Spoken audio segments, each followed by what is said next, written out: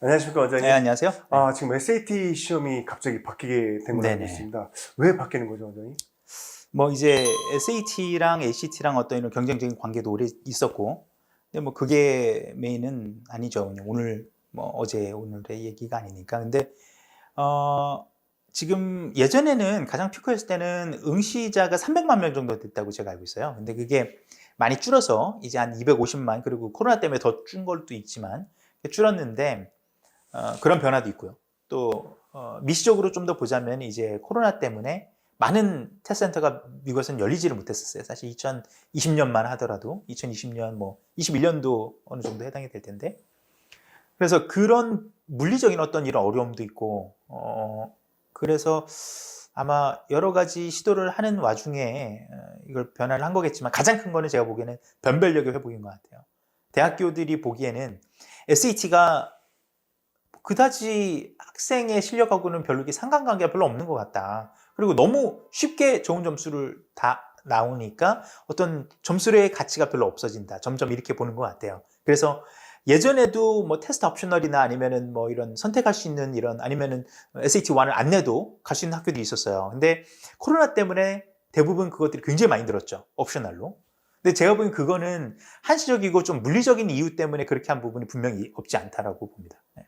그래서 실제로 많은 학교들이 보면은 테스트 옵셔널로 바꾸면서 2021년까지 아니면 2022년까지 이렇게 바꾼 학교들이 많았어요. 근데 2023년까지라고 했던 학교들은 그렇게 없었던 것 같아요, 대부분. 근데 뭐 그 확 연장이 될 수는 있겠지만, 제 생각에는 다시 가지 않을까, 변별력이 회복되면.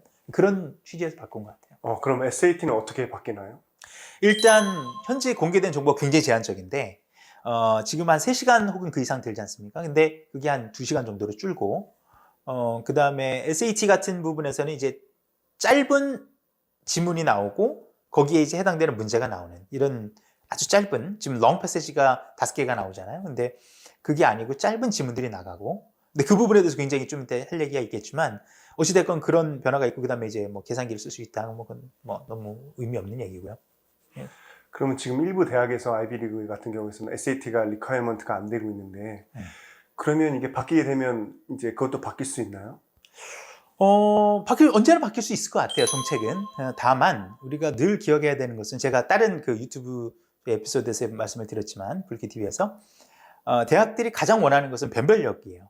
우리가 가장 리스크를 적게 들이고 성공할 만한 아이들을 모으고 싶은 게 대학교들이 다 원하는 겁니다. 물론 겉으로는 뭐 교육의 형평성이라든지 기회 균등이라든지 이런 거를 강조하지만, 궁극적으로 원하는 것은 가장 성공할 확률이 높은 아이들을 받는 거예요. 근데 그 변별력 있는 게 SAT가 아니더라 이제, 이렇게 봤던 거거든요. 사실은 SAT2가 없어진 것도 우리는 이거랑 같이 연결해서 생각을 해야 되는데, 2가 사실은 어떤 이런 변별력 있는 서브젝트의 실력을 보여주지 않는다. 왜냐하면 AP가 있으니까. 이렇게 되는 거거든요. 그러다 보니까 이제 SAT도 조금 퇴색됐는데, 대학교들이 저는 어떤 형식으로든지 학생들의 어떤 우월함, 혹은 이 학생보다는 얘가 더 뛰어나다는 것을 분명히 알고 싶어 할 거예요. 그거를 SAT나 ACT가 충족을 못 시켰어요. ACT는 더더욱 안 되죠. 왜냐면 30점 만점이니까. 그 편차가 너무 적어요. 그래서 그거는 더 두리뭉실하거든요. 근데 그거를 아마 SAT가 이번에 변화를 통해 가지고 1600점은 계속 유지되지만 뭔가 좀 가져올 것 같아요. 그렇게 핵심적인 변화는 거기서 짧아지면서 이제 문항수가 준다라는 거죠. 그러면 그 변별력이라고 강조를 하셨는데, 어려워지나요? 쉬워지나요? 그거는 사실은 저는 쉬워질 거라고 생각은 안 해요. 그거는 뭐 확실할 겁니다. 왜냐하면 여기서 더 쉬워지면은 SAT는 그냥 자멸이에요. 왜냐하면 더 존재 가치가 없어져요. 변별력이 없어지기 때문에. 그럼 더더욱 안 볼 거고, 더더욱 그냥 테스트 옵션이나 아니면 not required로 심지어 가겠죠. 그런 면에서 보면은 어떤 식으로든지 보기는 응시하는 accessibility는 높아지겠지만 그 난이도는 올라갈 거다. 변별력을 강조해야 되니까. 아니면 쉽다가 끝에 가가지고 굉장히 난이도 있는 문제가 나오든지 어떤 형식으로든지 그게 그 확보가 돼야 돼요.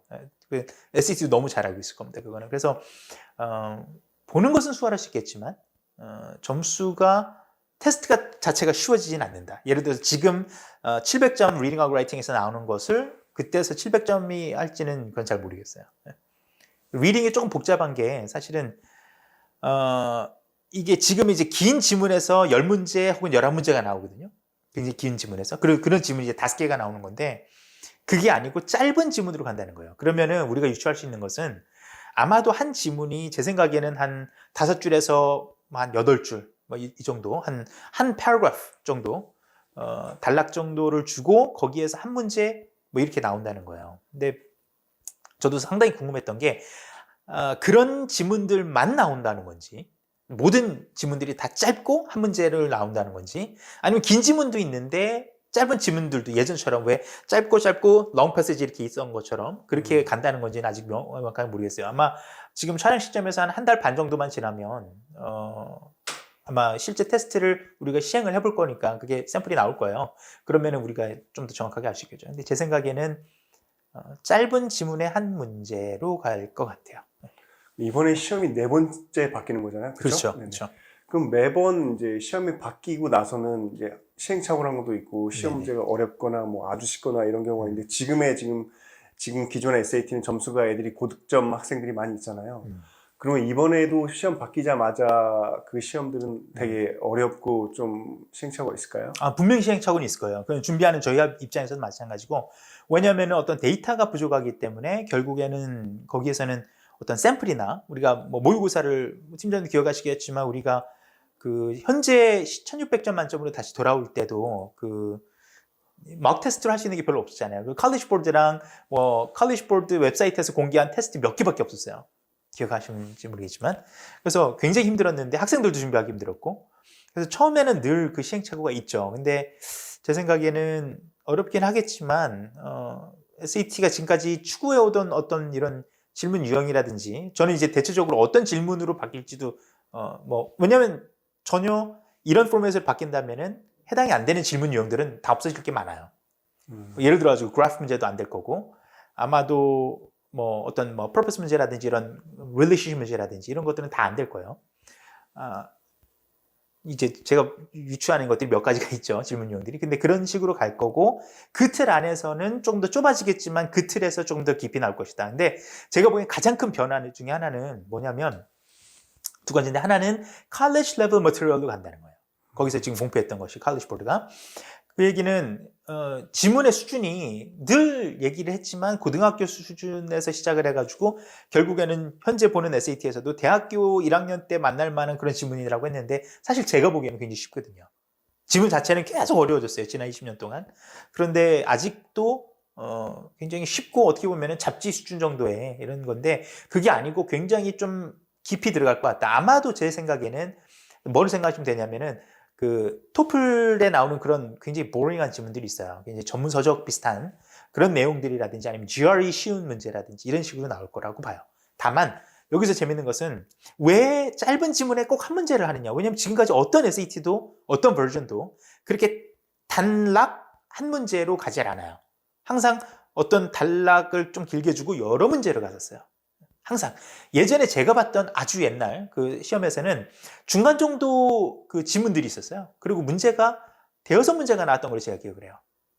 그러니까 지금은 이제 긴 단락에 뭐 80줄에서 한 100줄 이 정도에서 10문제, 11문제가 나오는데 그게 중간 정도였거든요. 근데 이렇게 짧게 간 적이 사실상 없어요. 예전에 그 숏 패시지라고 해서 한 문제, 두 문제 정도 나왔던 그 정도인데, 왜 그렇게 가느냐.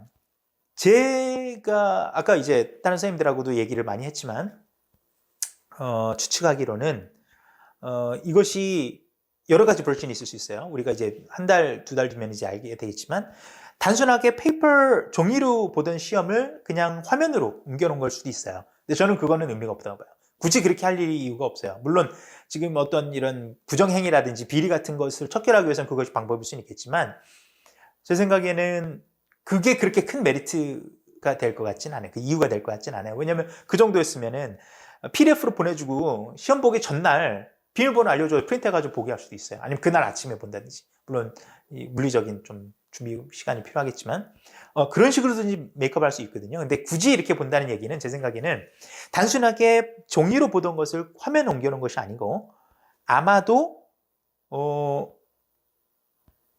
그 지금 어떤 그 토플이나 이런 데서 보는 것처럼 1번 문제를 봐가지고 맞추는 사람과 틀리는 사람의 질문이 달라요. 그러니까 그 이유라고 저는 봐요. 지문이 짧고 한 문제가 나온다는 얘기는 뭐냐면 이렇게 지문을 읽고 한 문제를 맞춰가지고 이것을 맞추면은 이것보다 조금 더 어렵다고 아이들이 많이 틀린다고 통계가 나왔던 문제를 주고 문제를 주는 거예요. 지문을 주고. 그래서 이거를 맞추면 조금 더 이렇게 올라가는 거예요. 그래서 이렇게 계단형으로 올라가는 거예요. 틀린 아이들은 이렇게 해가지고 하는 거죠. 결국에는 다 맞는 아이들은 당연히 만점으로 가겠죠. 맞고 막 계속 그래서 굉장히 어렵고 난이도 있고 어려운 단어들이 들어가 있는 지문을 보면은 그걸 맞추면 이제 리딩에서 400점 이렇게 가겠죠. 근데 만약에 틀리고 맞추고 틀리고 맞추고 틀리고 맞추고 해서 만약에 중간으로 갔다. 그러면은 물론 이제 포지션은 스케일링은 좀 다르겠지만 이론적으로 한 300점 이렇게 나온다는 거예요. 그래서 그 이유가 아니면은 짧은 지문에 한 문제를 줄 이유가 없어요. 제가 보기로는. 왜냐면 이번에 불과 몇 년 전에 이제 SAT가 바뀌면서 얘기했던 게 뭐냐면 어떤 단어 문제가 그래서 예전에 있었잖아요. 센텐스 컴플리션이라고 여러 문제가 나왔었는데 그리고 지문이 48문제였는데 여러 문제 그게 없어진 이유가 이 단어 하나의 뜻만 아는 것은 의미가 없었다는 거예요. 그리고 그 더 전의 버전에서 어땠냐면 A랑 B의 관계는 C랑 뭘까 이걸 물어봤었어요. 그러니까 이 단어가 이 두 개 단어를 다 알아야 되는 거예요. 그럼 그런 단순한 단어의 의미는 필요가 없다. 맥락에서 이해해야 되고 이 전체적인 저자의 의도가 뭔지를 묻는 게 현재 지금 테스트예요. purpose라든지 relationship이라든지 이 passage 1에 나오는 이 사람이 passage 2에 나오는 이 사람에 대해서 뭐라고 얘기할까 이 부분에 대해서 이렇게 나오는 거예요. 근데 그게 좀 거시적인 건데 왜냐하면 짧은 지문에 한 문제가 나오면 그건 불가능하다는 거예요. 그렇죠? 그러면은 이 유형이라는 것은 한 지문에 한 문제라는 것은 무슨 얘기냐면 저는 이렇게 봐요. 맞추고 틀리고 해가지고 자기 점수에까지 꼴이 나는 거예요. 그래서 제가 예측하기로는 2시간이라고 본다면 120분이잖아요. 그럼 리딩은 한 45분, 한 50분 정도일 거예요. 그거보다 크게 늘 것 같지는 않아요. 제가 뭐 1시간 넘어갈 수는 없으니까요. 라이팅도 있어야 되고. 참고로 라이팅이나 수학 같은 경우에는 이렇게 가는 거에 완전 최적화되어 있어요. 그러니까 제가 개인적으로 굉장히 궁금했던 거는 리딩은 도대체 어떻게 이걸 이렇게 맞추고 틀리는 거에 따라서 점수를 이렇게 갈까? 왜냐면 그게 만약에 긴 지문에서 가능하려면 한 지문에서 1번 문제를 준 다음에 2번 문제는 그 1번부터 10번까지 준비하는 게 아니고 한 30문제를 준비해야 되는 거예요. 예를 들어서. 그리고 그걸 다 난이도로 나눠야 돼. 그게 힘들죠. 그래서 제 생각에는 분명히 맞추고 틀리는 거에 따라서 어떤 이런 테크 트리트 하는 것처럼 갈 거고 그 다음에 뒤로 갈수록 그 난이도는 상당히 어려워질 거다라고 봐요. 그러니까 지금 보면은 제 생각에는 내 성적이 한 300점 정도 나온다 라고 한다면 큰 차이는 없을 것 같아요. 근데 내가 지금 한 350점 나온다. 그리고 내가 궁극적으로 받고 싶은 게 만점이다. 리딩 라이팅에서 800점이다 라고 한다면 아마 지금 요하는 수준보다는 훨씬 더 부닥치기 힘든 그런 지문을 만나게 될 거라고 저는 분명히 생각을 합니다. 그게 아니면은 이런 형식을 바꾸는 게 의미가 없어요. 좀 그렇게 봐요. 가장 저도 궁금하고 학부모님들도 제일 궁금한 게 그럼 지금 10학년, 9학년 애들 점수가 애중간호가 좀 나온 학생들은 그렇죠. 과연 올해 최대한 해서 새로운 SAT를 접하지 않고 끝내야 되냐? 11학년은 뭐 선택의 여지가 없어요. 그쵸, 그 학생이 끝나고 문제는 10학년인데 9학년, 10학년인데 10학년 같은 경우에는 만약에 한국에서 보는 학생들을 기준으로 한다면 2023년도에부터 이제 시행을 하니까 아마도 그 테스트를 갈 확률이 있어요. 근데 본인이 이제 이런 거는 좀 고민을 해보고 상담을 받아봐야 될 텐데 지금 성적이 이 정도라면은 지금 어느 정도까지 날 수 있을 테니까 이래서 올 가을이라도 어느 정도 날 수 있을 테니까 여기에서 어느 정도 점수를 확보해 놓고 그걸 내야겠다. 왜냐면 제가 보기에는 SAT를 안 내서 이익을 보는 학생은 없어요. 이 세상에. 안 내서 보는 학생은 굉장히 못하는 학생들이라는 거죠. 대학교의 입장에서 보기에는. 그렇기 때문에 사실은 테스트 옵셔널을 아이비리그 테스트 옵셔널 해도 되게 웃겼던 게 거기 합격한 애들은 테스트를 안 볼 이유가 없어요. 그럼 보면 다 잘 나오는데 왜 안 내요? 그렇죠? 그러니까는 사실은 그거는 눈 감고 아응이고 어떻게 보면은 대학이 가장 두려워하는 지원자들의 수 감소를 가장 싫어요. 대학교들은 지원자 수는 막 한 10배 되면 제일 좋아요. 떨어진 애들이 제일 많이 맞으면 좋아요. 왜냐면 합격률이 낮아지고 그럼 학생들이 더 셀렉티비티가 올라가기 때문에 그러면 훨씬 더 프레스티지가 올라가거든요. 왜냐면 그 US Youth and World Report에서 발표하는 랭킹에서 굉장히 중요한 것 중에 하나가 Student Selectivity랑 Yield Rate예요. Yield Rate는 뭐냐면 100명을 받았을 때 몇 %가 등록하느냐. 참고로 프린스턴 같은 경우는 60% 가까이 됩니다. 하버드도 그렇고. 탑 25에 있는 어떤 사립 대학은 굉장히 좋은 대학이겠죠, 당연히. 거기는 30%가 안 돼요.